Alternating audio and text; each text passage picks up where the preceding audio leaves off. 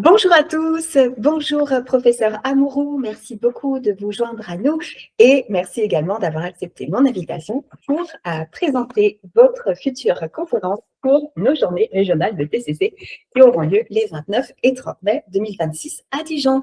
Donc, merci encore d'être parmi nous. Bonjour, donc je suis Rémi Amourou, je suis professeur à l'Université de Lausanne. J'ai d'abord étudié la psychologie, puis après l'histoire. Et donc je m'intéresse notamment à l'histoire de la psychologie, de la psychiatrie, des sciences psy au sens très large du terme. Super. Et donc, est-ce que vous pourriez nous parler un petit peu de votre future conférence? L'idée de la conférence, c'était lié à une discussion que j'ai eue avec les organisateurs, organisatrices, autour de ce thème de l'innovation. Et c'est vrai que ça a suscité chez moi une réflexion particulière, à savoir que derrière l'innovation, il y a souvent l'idée de rupture, hein, de quelque chose de différent, d'un apport, voire d'une contestation par rapport à un état actuel. Et il me semble que ça correspond à peu près à ce qu'on pourrait appeler une sorte d'imaginaire qu'il y a autour de l'histoire des psychothérapies, en particulier en France, de deux camps opposés et de totale absence de dialogue.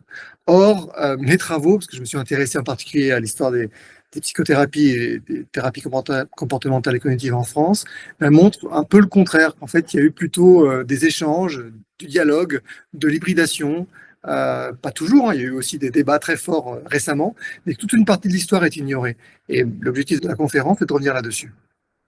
Parfait. Donc, pour pouvoir voir le futur, en fait, il faut d'abord bien connaître son passé et avoir notion justement d'où viennent les idées et comment celles-ci ont émergé.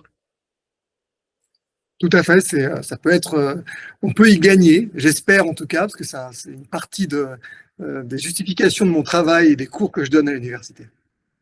Super. Alors, dites-moi, si jamais vous aviez quelques mots justement pour appeler à l'action les quelques indécis, indécises et les auditeurs, auditrices qui s'interrogent encore s'ils vont s'inscrire, quels seraient justement vos mots pour les motiver et les encourager?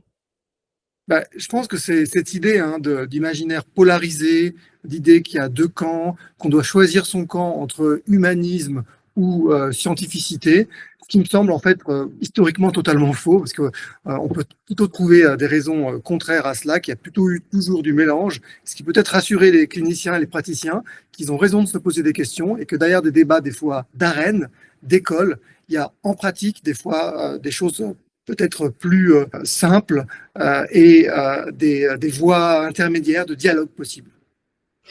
Super. Eh bien, écoutez, je pense que ça va être particulièrement riche et j'espère justement que cela va susciter beaucoup d'intérêt et puis surtout que cela va susciter également peut-être des nouveaux éclairages et puis pourquoi pas, peut-être de nouvelles vocations puisque je crois que dans votre chaire, vous êtes régulièrement à faire des appels à projets et puis notamment à collaborer avec de multiples publications. Donc, je pense que ça suscitera beaucoup d'intérêt chez tout le monde.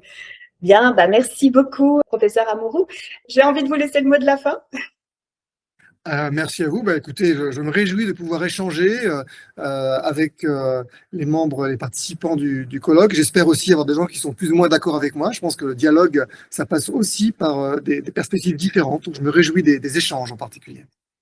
Super. Merci encore de vous être prêté au jeu de l'entrevue. Et pour ma part, merci également aux auditeurs, auditrices. Et puis, je vous donne rendez-vous donc à Dijon les 29 et 30 mai pour nos journées régionales de TCC. Merci à toutes et à tous. Au revoir.